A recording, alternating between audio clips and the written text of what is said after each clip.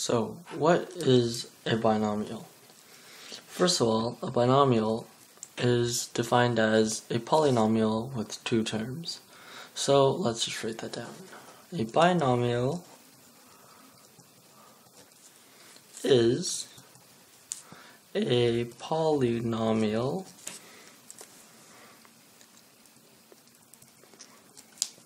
with two terms. And we're going to define each of these separate words. So what is a polynomial? A polynomial is any sequence of terms, and I'll define what a term is later. A polynomial is any amount of terms that are separated by addition or subtraction.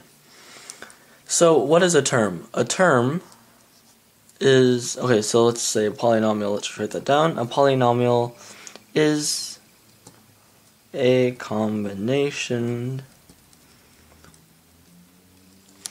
of two or more terms separated by addition or subtraction. Alright, and what is a term? A term is any arithmetic sequence, arithmetic term or expression in which the variables or constants are separated by multiplication or division. For example, a term would be 3x, or say m would also be a term, or say just 3 by itself, that would also be a term, and so forth. So we can see that something that is not a term,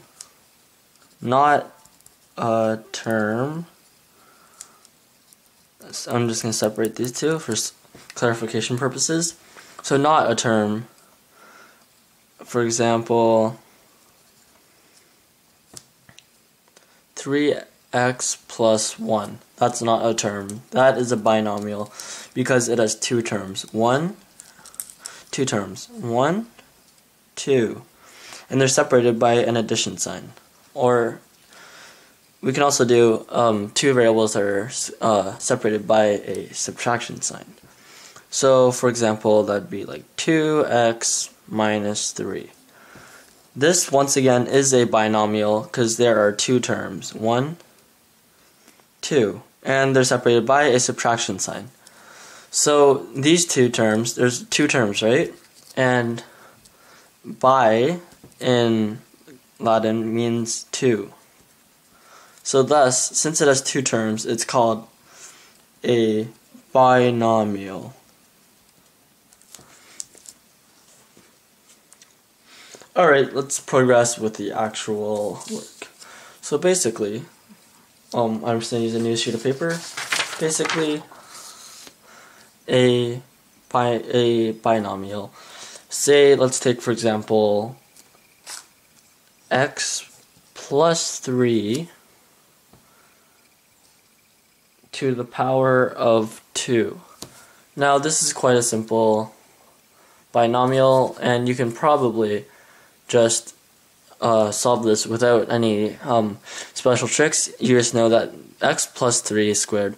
Let's talk about the basics on how to solve this. The basics. Alright, so x plus 3 squared. This can be written as x plus 3 times x plus 3. As you know, any term squared is equal to itself multiplied by itself. Alright, so x plus 3 times x plus 3. And most of the time people like to expand this even more by using something called the distributive property. And how the distributive property works. Distributive property. And how this distributive property works is basically there's an acronym that you would use, and it's called FOIL. F-O-I-L. And what FOIL stands for is first, outer,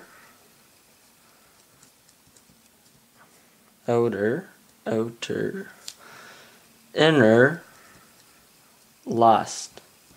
While these terms may not immediately become apparent, what these terms mean is, first means, say we have our example over here, x plus 3, example, x plus 3. Alright, so first, what that means is, this is the first variable of the first term, right? So we're going to select that, and this is the first variable of the second term. First basically means the two first terms. So you multiply these two together, which hence you get x squared, which is the first term. Vice versa, this would also work for division, in which case, say you had x plus 3 over x plus 3, that would be quite similar, except for you would be dividing. Alright, just so I don't confuse any of you, I'm just going to cross this out. Alright, so once you get the x squared, you would put, you would do the next operation, which is outer. Alright, so for outer, oh, oops, add an extra t there. There's an extra t there. Alright, that's really messy. Alright. I should probably rewrite that. I'm going to do that. Outer is supposed to be right here. Alright. Cross that out. Outer. Alright. So outer means you would then multiply together the two outer terms, which is 3 and 3. And now you would multiply these two together. And what you get there would be multiply, and what you would get there would you would get 9. So you would add 9 to the very end, adding a bit of a space. Oh, sorry, 3 times 3 is actually last. Outer would simply mean x times 3, the two outer variables. X and 3, see, they're on the outside of this whole polynomial. So you would multiply these two together. Now these lines are a bit confusing. So you would add 3x, and this is also surprisingly 3x.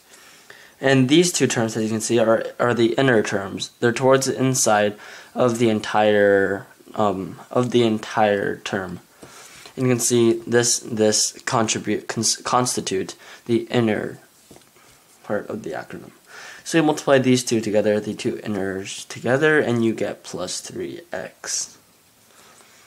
Alright, and you add 3x, and now what do you do? That is your final thing. That is your final answer. But then you notice that there's two like terms here. And what like terms are? They're two terms with the same variable, and they can be added together.